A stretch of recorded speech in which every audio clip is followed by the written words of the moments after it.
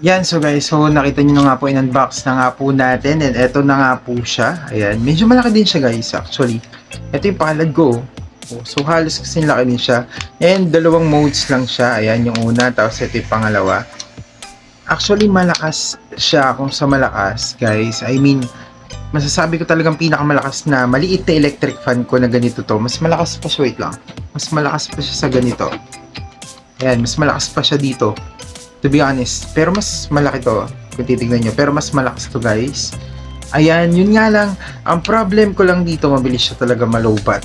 As in, mga 20 minutes, lobat na talaga siya. Ayan, hindi katulad nung ito, umabot siya ng 1 hour. Ayan, lalagay ko na rin yung link nito sa description kung gusto niyo na medyo matagal-tagal. Pero ito na nga po, yung nire-review natin. So, para sa akin, yung ito nakita nyo ba yan, yung charger nga po niya yan, yung charger na yan na hindi micro USB, is disadvantage siya for me kasi pag nasira yung cord niya, I mean ang hirap humanap ng cord nito. Para sa akin kasi usually ang mga cord ko nga po yung mga may micro or may type C, hindi siya ganun. So medyo alam nyo na, ingat-ingatan lang din natin yung gagamitin nating cord sa kanya kasi para sa akin hindi ganun. Para siyang alam nyo ba yun, yung Nokia dati, yung noong unang panahon, parang ganun kasi yung kanya. Medyo, para sa akin, bilis siya masira eh. Pero yun na nga, eto naman, para sa akin, pinakamalakas siya and ang ganda nung ano niya. Hindi man ang ganda nung itsura niya. Bukod doon sa mga pinakita ko na sa inyo mga electric fan, gusto ko yung itsura niya. Medyo classy siya. Kung titignan, hindi siya mukhang mura, pero nakuha ko lang to around mga 52, pero 100 plus siya sa Shopee. Gamitan nyo na lang ng voucher guys para mas bumaba pa yung presyo niya. Syempre depende din yan kung anong voucher yung gagamitin nyo para bumaba yung price niya. Para sa akin, 20 minutes 52 pesos I think. Ayan, sobrang goods na rin to talaga. And pwede mo naman siyang pwede mo siyang isaksak dito sa power bank.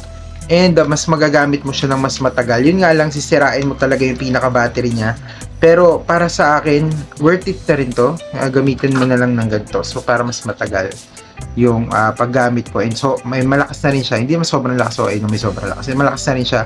And saktong-sakto sa mukha niyo. Yun. So kung nagustuhan niyo yung review na to guys, mag-comment, mag-like, and mag-subscribe na nga rin po kayo. And papakita ko lang ulit yung box. Ayun yung box niya. Ayun yung color niya. Merong white, merong pink, and merong green. Ito, pink to guys, pero parang hindi siya kulay pink sa personal. Ayan, wala na kasi yung ubos na kasi white saka yung green. Pero para sa akin, kung bibili pa ba ulit ako nito, 52 pesos guys, or 100 pesos, oo naman. And i-re-recta ko na lang siya sa may sa power bank ko para mas matagal yung buhay niya and sobrang lakas na niya. So yun lang. Ay, again guys, disclaimer tuloy, no? Medyo may amoy, lang din siya, medyo may amoy, dito? Yung electric something, basta ganun, may amoy siya ng, ng kuryente ng konti. Pero para sa akin, hindi naman disturbing yung amoy niya. So yun lang, maraming salamat, God bless, ingat po kayo palagi. And see you again sa another vlog po natin. Thank you, bye-bye. I-share nyo na po to para marami pa pong makapanood. Thank you. Ay, hindi ko Yan nga po guys, simulan natin siya ng 10:52 PM. Ayan, buksan nga po natin. And ito nga po yung pindutan niya. May 2 modes nga pala siya guys, 1 and 2. So 10:52 na natin sisimulan, dalawang level nga po. Pangalawa yung gagamitin natin pinakamalakas. Level 2 natin. Dalawang lang siya, hindi siya pangalawa yung pinakamalakas niya or 5 na try natin. Siya 2 lang, tagal nga pa siya. So 10:52 yung simula, then 11:47 nga po, mahina na yung buga niya, as in hindi na siya halos alam mo yung maramdaman, ganyan kalapit dapat yung kamay mo para maramdaman mo, pero pag ganito kalayo, hindi na talaga. So para sa akin, pwede rin siya, gamitan mo na lang ng power bank para malakas siya all the way.